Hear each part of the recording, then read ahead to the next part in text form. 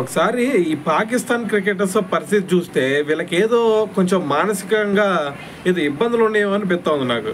ఎందుకంటే వీళ్ళు మాట్లాడే ఒక్కొక్క మాట అసలు తోక ఉండదేమో అనిపిస్తూ ఉంది.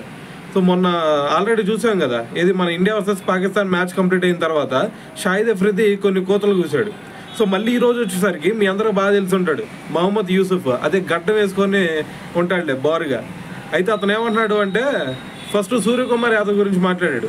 సూర్యకుమార్ యాదవ్, అతని పేరు సూర్యకుమార్ యాదవ్ కాదు, సూర్యకుమార్ యాదవ్ అని చెప్పేసి సంబోధించాడు. సో మరి అక్కడ తాగాడా? సూర్యకుమార్ అంటే తెలుసు కదా, పంది అని చెప్పేసి దాని మీనింగ్. అయితే మరి సరే, అది అక్కడ తాగాడా? అక్కడ తాగలేదు. మళ్ళీ మన ఇండియన్ టీం మీద కూడా పడ్డాడు. ఏమన్నాడు తెలుసా, మొన్న పాకిస్తాన్ మీద ఏషియా కప్లో గెలిచిన మ్యాచ్ ఏదైతే ఉందో అది మనం గెలిచాం కదా. సో మరి ఆ గెలుపు చాలా అసహ్యంగా ఉందంట. ఎందుకన్నాడు తెలుసా అన్నమాట, మనం అంట రెఫరీల్ని అదేవిధంగా ఎంపైర్ని వీళ్ళందరిని కూడా మేనేజ్ చేస్తూ గెలుస్తున్నాం అని చెప్పేసి పిచ్చికోతలు కూసాడు. అసలు మనం ఎక్కడ ఎంపైర్లు మేనేజ్ చేసాం, ఎక్కడ రెఫరీల్ని మేనేజ్ చేసాం?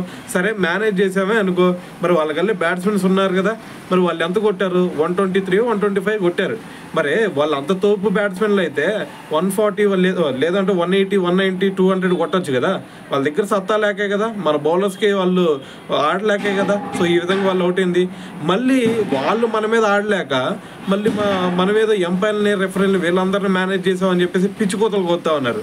సో వీళ్ళ మాటలు పెద్దగా మనం పట్టించుకోవాల్సిన అవసరం లేదులే కానీ, ఎందుకంటే ఒక్కొక్కరు ఒక్కో రకంగా మాట్లాడుతూ ఉంటారు వాళ్ళకల్లే. సో నాకు తెలిసి అయితే మరి సంథింగ్ ఏదో మానసికంగా వాళ్ళకి ఇబ్బంది ఉందేమో అనిపిస్తూ ఉంది.